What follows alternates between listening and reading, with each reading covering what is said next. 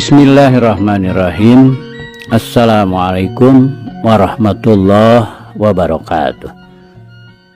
Sampurasun. Damang kanca. Alhamdulillah nuhun ramang makanca. Dina danget ieu aya hibar pangdu ti sadayana. Mangga madep kum kasadayana. Mangga kanca urang keur ieu deui. Asmarani males pati. Biasana Bapak S. Sukandar. Kamari teh kanca parantos dugi ka Windu nu harita kakara ditulungan ku Bah Janur, kacida ngarasa bungahna. Cacakan mun teu ditulungan mah bawa manehna teh geus ngababatang ngajoropong di tengah pakalangan. Duit kadinya nya kanca. Mangga urang lajengkeun. Nah, bet ngahulang bae. Reuas andika teh jalu. Bah Janur nanyana bari ngahehe. Ret manehna ka Bah Murtadi anu teu sirikna bulial buncelik bakating ku nafsu kapegung. Duh, Abah. Abdi teh ngahaturkeun sewu nuhun kana pitulung Abah. Da upami teu kabujeng mah duka kumaha nasib abdi teh. Windu nyarita kitu teh bari brek we tapak deku sirahna nyuuh kana dampa sukuna Bah Janur. Nadaonan eta teh.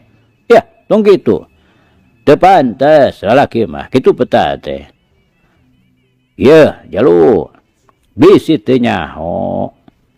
Sakabeh jalma anu kaancikan budi parangi hade mah wajib silih tulungan. Iwa jalma-jalma anu sasar, anu adiguna.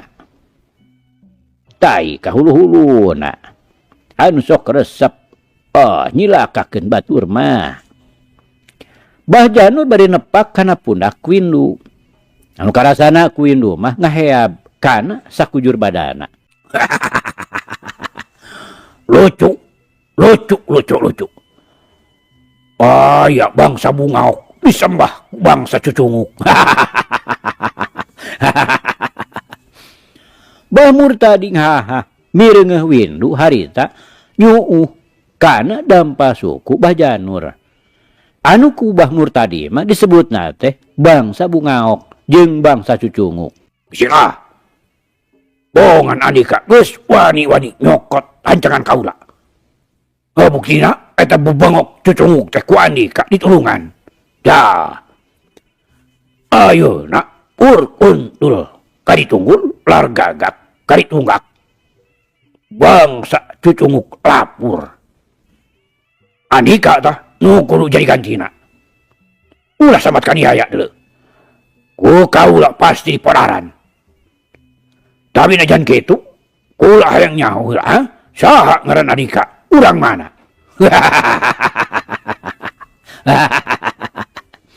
Bah Murtadi ngagakak. Nah, Bah, ulah dibawa ngobrol, podaran nu sakalian, tuman.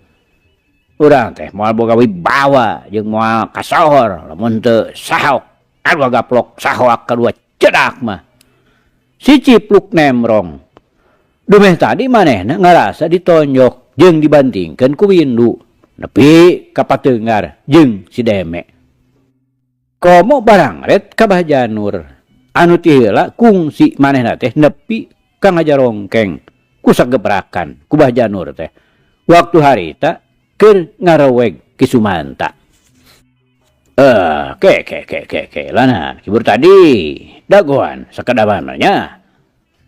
Kula rek badami heula jeung ieu budak ngora. Pokna bari ngareret ka Windu anu keur nangtung gigireunana. Saha? Saha teh hari hidup teh ti mana padumukan? Bah Janur nanya ka Windu. Dupi ngaran mah cenah abdi teh Windu padumukan mati paguron Sanggar Waringin ti daerah Ciwidey. Walon Windu lalaunan. Hah?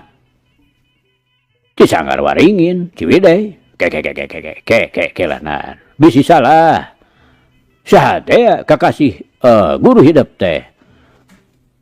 Bah Janur bangun kaget.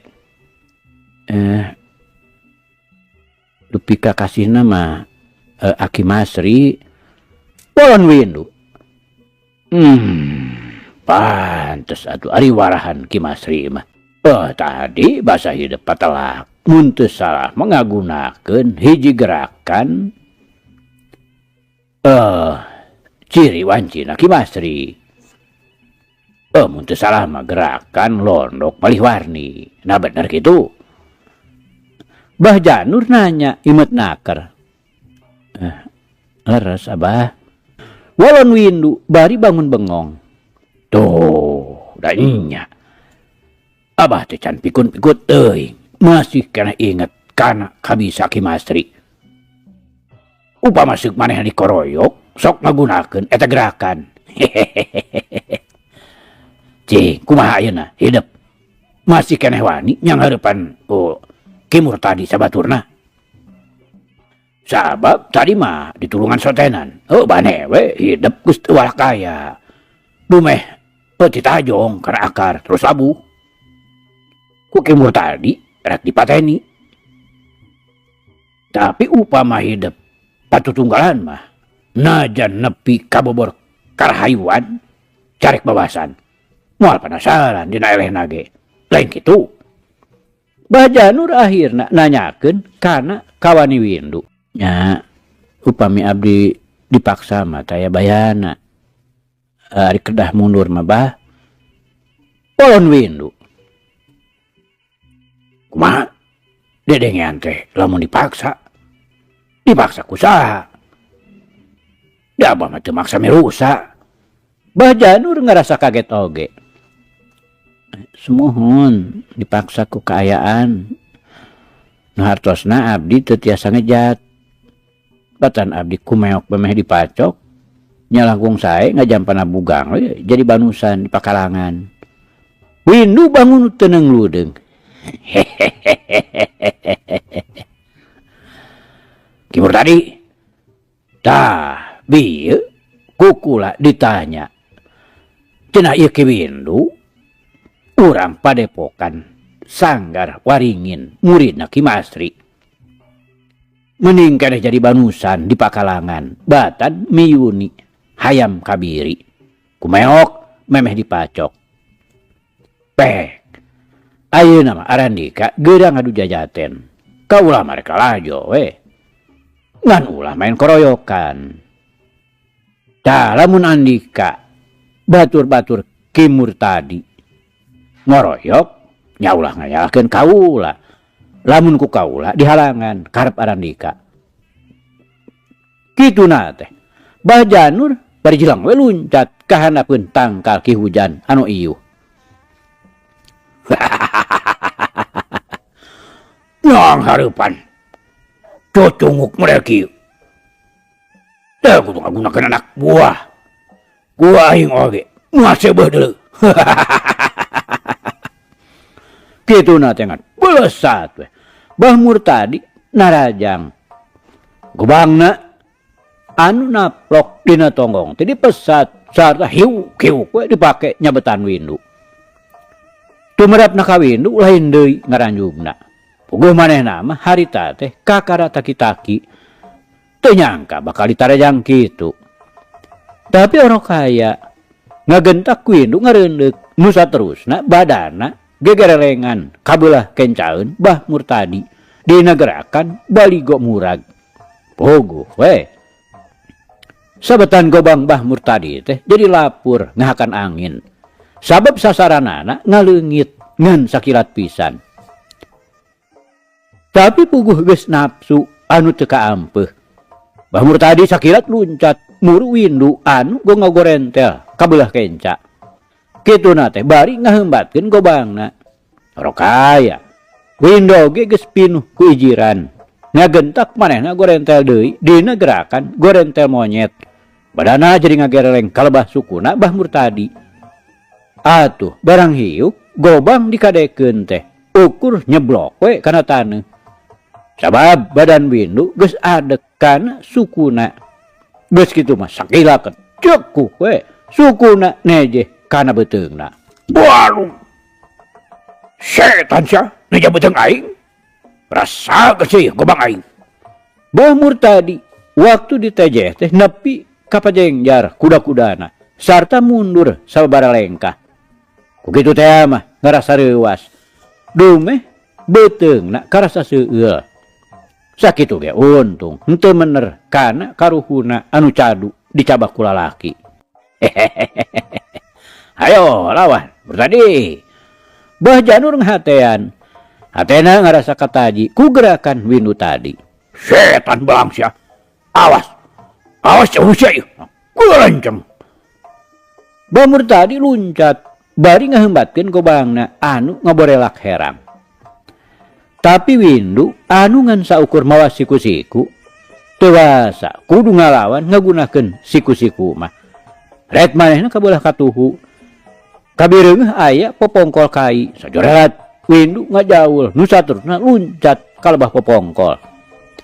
Tapi lantaran Bah Murtadi narajang kacida cepetna nepi ka Windu kapaksa we bolai rek nyokot popongkol teh. Begituna gentak muliwed kalebah kukituna ngagentak muliwed kalebah dapuran tangkal cau. Wogo we. Pikeun Bah Murtadi mah asa nimu manggih ngagentak manehna luncat sarta ngan beras bae gobangna dirojokeun kana lebah dapuran tangkal cau. Anu memangna Windu aya di dinya. Tapi orok kaya Windu oge najiseun ari kudu ajal beteung di budal badil gobang mah. Ngagentak muliwed deui. Congo gobang Bah Murtadi teh ku Windu dicapit ku ramo-ramona. Atuh antuna jadi paduregeng Bah Murtadi narik gobangna sedengkeun Windu terus ngajepit congo gobang. Lila-lila tangkal cau teruntuh ninggang kalebah Bah Murtadi. Teh burung we. Bah Murtadi ngejat sieun katinggang tangkal cau. Padahal sanyana mah mun katinggang oge moal matak ajal. Tapi nya kitu Bah Murtadi kalah kacul we gobangna teh. Sabot kitu jerelat Windu luncat kalebah Bah Murtadi bari renyah-renyoh ngalalewean. Nu dimaksud supaya Bah Murtadi ngudag bari teu nyabut gobangna. Pujalan kitu Bah Murtadi jadi leuwih ngabudaya amarahna. Sarta sabrut we ngudag. Windu dibawa atar lulumpatan kanu lega. Mon lulumpatan ka sayam risung setan. Yang hareup deuleu. Bah Murtadi terus ngaleberik. Ayeuna Murtadi pada lembor. Ayo. Urang jajal janten Andika jeung kaula. Saha nu unggul, saha nu asor. Windu nambalang bari pasang. Atuh sabrut we Bah Murtadi narajang. Bereupna nu sagede jeruk bali teh. Sarta leungeunna anu bebaling-bingan teh ditimpukeun kana sirah Windu. Tapi sakilat Windu nyingcet kabelah kenca sarta hiu cekuk dampal sukuna nyayang kana kekemplong. Untung we Bah Murtadi kaburu ngalok. Mun teu kitu mah pasti kudu kabeunangan. Gerebat Bah Murtadi ngarontok dina gerakan lodaya kalaparan. Dua leungeunna dipake nyekek beung Windu. Pogo we atuh. Sakedapan mah Windu teh kegelgepan. Tapi sakilat dampal suku Windu ditajehkeun kana palangka kanana. Atuh pogo we. Ari cekuk ari koak we. Bah Murtadi koceak dengek. Sabab karuhuna nu cadu dicabak lalaki teh sasat ngareles kalecina. Tobat! Setan syak! Bah Murtadi burial buncelik. Bari dua dampal leungeunna dipake ngurutan tarang bagana. Nah, jaga tukang modaran jelema teh. Kalah kakak adug songkol geuning. Atuh meureun Murtadi, ari kitu mah moal kalaksanakeun. Hayang ka Nyi Warsih teh. Windu kalah kama panas. Bari nyebut-nyebut Nyi Warsih. Tapi daya tahana Bah Murtadi teh lain lalaworakeun kanca. Buktina teu sakumalilana geus jereg-jereg deui we. Sebrut narajang. Bari hohoak nafsuna tikel 100 sabab ngarasa diwiwirang ku Windu. Baturna hiji oge tayan wani ngoroyok sabab ngarasa seber ku ayana Bah Janur anu geus kanyahoan wewasena.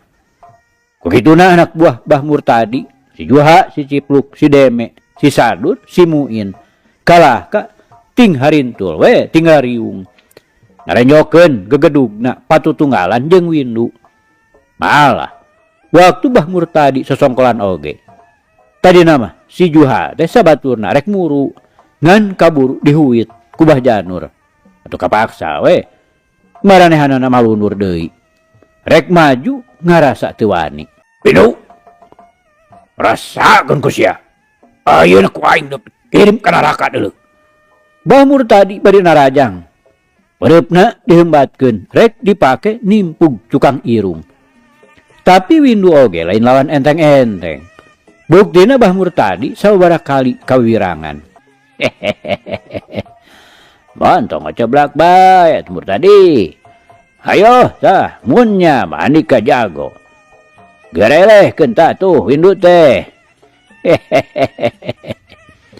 Bah Janur ngahehe ti beh sisi bari mapanas hate Bah Murtadi. Wah. Bontong pipileun ani ka Janur. Ke daguan. Lamun si Windu geus jadi banusan. Kakala si lain ku dewek dicacag deuleu. Bah Murtadi ngancam bari curugna tutunjuk. Geus kitu mah dar deui we. Bah Murtadi patelak jeung Windu. Najan memang bener Bah Murtadi geus kolot. Tapi jajatena lain jore-jore. Untung we kawadahan ku Windu. Anu masih keneh kasebut buta tulang, buta daging, prosa keneh tanagana. Kanca dangu sadayana sababaraha kali Bah Murtadi narajang Windu. Tapi benang ditakis. Sabot kitu, ret Bah Murtadi kalebah rombonganana. Sakilat si Juha ngalungkeun bedogna ka Bah Murtadi. Waktu bedog dialungkeun teu kanyahoan, belesat. Batu karikil ngabelesat, cetrak. Bedog teh dihanca. Belenyang we atuh bedog teh balik deui kalebah rombongan si Juha. Wogo we. Lain deui karageteunana si Juha sabatur-baturna teh. Sabab bedogna nepi ka ngabalenyang deui. Sarta beus bae nancep kana beuteungna si Deme. Mun teu kaburu nyingcat mah. Ret manehna kalebah Bah Janur. Tetela anu maledogkeun batu teh Bah Janur pisan. Ya, bisilah. Tadi oge ceuk kaula arandi ka ulah pipilueun. Keun sina Ki Murtadi patutunggalan jeung Ki Windu. Sabab nu tetela mah ieu dua jago teh keur marebutkeun saha nu unggul. Nyaeta baris bisa rarabi ka Nyi Warsih. Ngadengi kitu komo Bah Murtadi asa dipapanas ku Bah Janur. Sakilat manehna mapatkeun jampe pamake. Sarta ngan sabrut we narajang. Kep.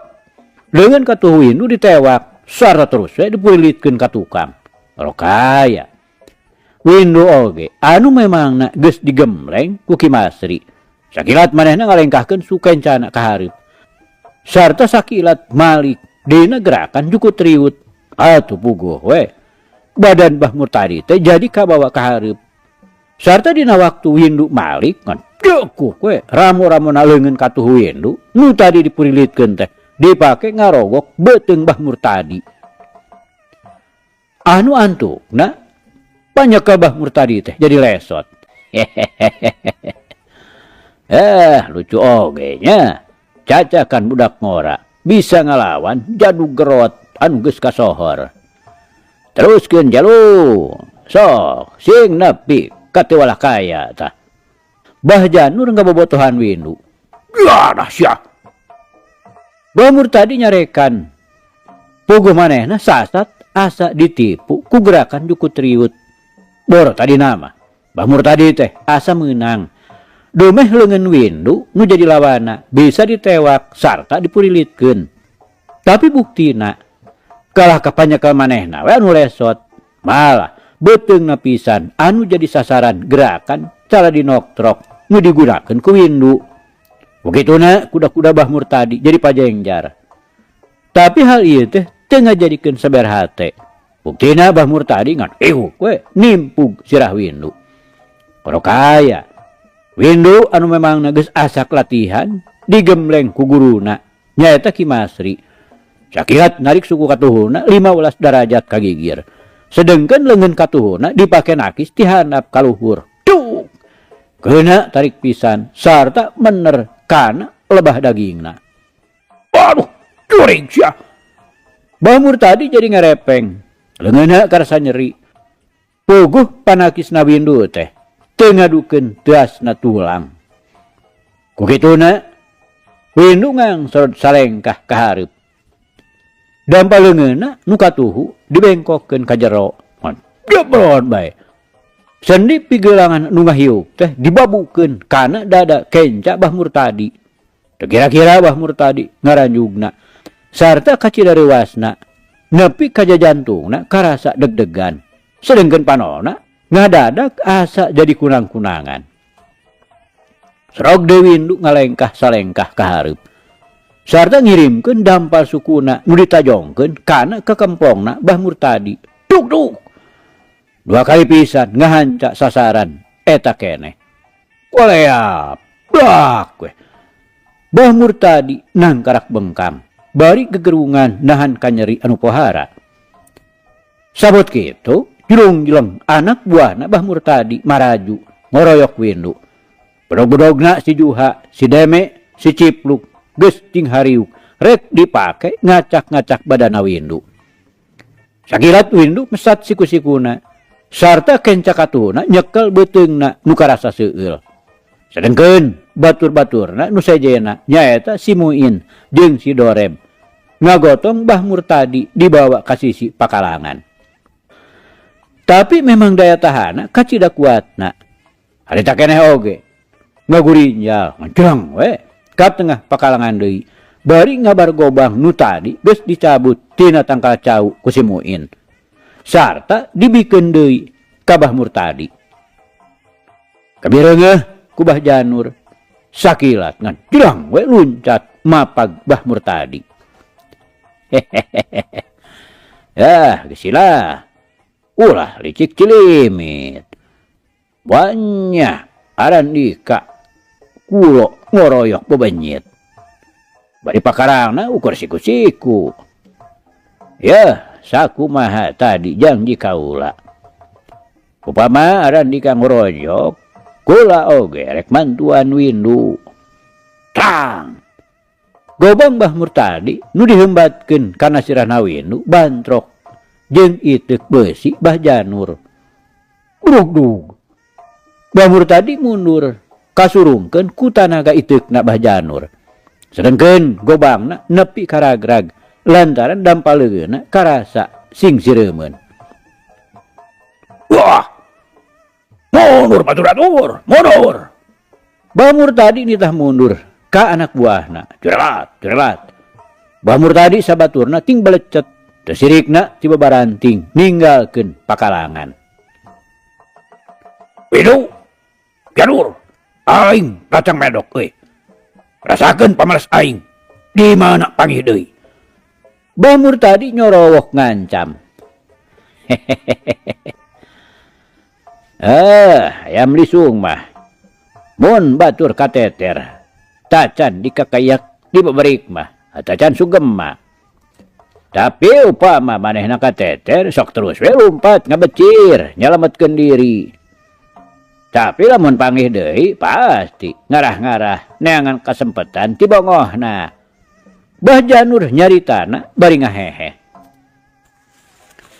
Kanca dangu sadayana lantaran maksudna Bah Janur datang di Kacihawuk teh ngan pikeun talatah.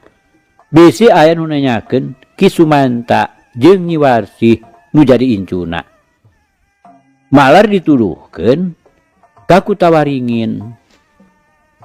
Atuh kiwari kanyahoan deui. Yen Windu datang na kadinya teh pikeun neangan Nyi Warsih. Kugituna beral we Windu dibawa ka lemburna di padepokan Kutawaringin. Kalawan teh sebeleke beral bae Bah Janur jeung Windu mariang ka Kutawaringin. Saja jalan ngadarongengkeun kaayaan masing-masing. Malah Bah Janur nembongkeun ka nyaahna ka Windu. Yen cenah lamun Windu daek mah Bah Janur sadia nambahan pangabisa Windu. Tapi ku Bah Janur disebutkeun yen lain ngandung harti pangabisa Windu kurang. Ngan ieu mah rek nambahan anu geus aya. Kituna teh sabab Bah Janur kataji ku wawanen jeung ku jujurna Windu dina nyang hareupan lawan. Jabat kitu ngarasa kataji we dumeh Windu muridna Ki Mastri anu memang aya hubunganana jeung Bah Janur. Tapi najan kitu teu diterangkeun ka Windu mah ngan cenah engke upama geus nepi kana waktuna hayang tepung lawung paamprok jonghok jeung Ki Mastri. Rek ditambahan pangarti ku Bah Janur teh Windu oge henteu nolak. Sabab carek pamikirna pangarti mah teu susah mamawa. Sok asa lain pangarti anu tina kajahatan. Jabat eta oge maksud Bah Janur teh rek nepungkeun Windu ka Nyi Warsih jeung ka Ki Sumanta. Windu tadi teh basa Abah mireng ngehidep patelak ngadu jajaten jeung Ki Murtadi. Memang kudu gitu pisan. Urang teh ulah hayang binasa ka batur. Tapi urang oge ulah nepi ka dibinasa ku batur. Lamun perlu urang kudu bisa nyalametkeun diri dina kateterna ku pihak lawan. Nyalametkeun diri kumaha Bah? Windu nanyakeun. Manehna teh ngarasa kurang ngarti kana maksudna Bah Janur. Nya. Upama urang moal pikuateun ngalawan musuh galungan. Sabab lamun dituluykeun oge urang teh bakal pinanggih jeung cilaka. Tah, urang teh batan cilaka diri mah mending nyalametkeun diri. Dah rek lumpat kabur. Atawa kumaha we jalana. Nu penting mah salamet diri tina kakejeman lawan. Sabab moal aya anu nyaah ka diri urang pribadi. Komo batur mah moal mika nyaah ka urang. Bah Janur nyaritana bangun anu daria pisan. Kanca dangu sadayana geus lila naratama ayana di padepokan Bah Sageni. Manehna digembleng ku Bah Sageni jeung Bah Jahilun. Ogo we dina mangsa bubulanan oge bangga bisa naratama teh kacida majuna. Malah si Jumra jeung si Romed muridna Bah Jahilun dipake mecak jajaten naratama teh teu nyalap pulia. Lain bae ilmu kadugalan nu dipimilik ku Bah Sageni jeung Bah Jahilun anu diajarkeun teh. Dalah ilmu teluhna oge geus diajarkeun ka Naratama. Upama nilik pangabisana Naratama kiwari. Lawan anu lelewodeh mah moal bisa tahan nyang hareupan Naratama mah. Kapan waktu Naratama mimiti datang ka padepokan Gunung Gede, si Jumra jeung si Romed teh mangrupa lawan berat Naratama. Tapi sanggeusna digembleng ku Bah Sageni jeung Bah Jahilun mah si Jumra jeung si Romed teh ukur kuat 5 jurus. Nara hidup aya di padepokan teh geus meh sataun. Sakabeh pangabisa Abah jeung Kang Jahilun geus diketrukeun sarta geus dipimilih ku hidup. Cek pangrasa Abah mah geura ngalalana kabeh padepokan kudu didatangan sarta ditarukeun sing tepi ka jadi balad urang. Tah upama geus kitu kakara hidup ngajorag si Surawani jeung si Cinde Ulung sabaturna. Pikeun pibatureun ngalalana gawa we Ki Jumra jeung Ki Romed. Lumayan pangabisana mah da teu hanap-hanap teuing. Malah beunang diandalkeun. Ceuk Bah Sageni anu dihaminan ku Bah Jahilun.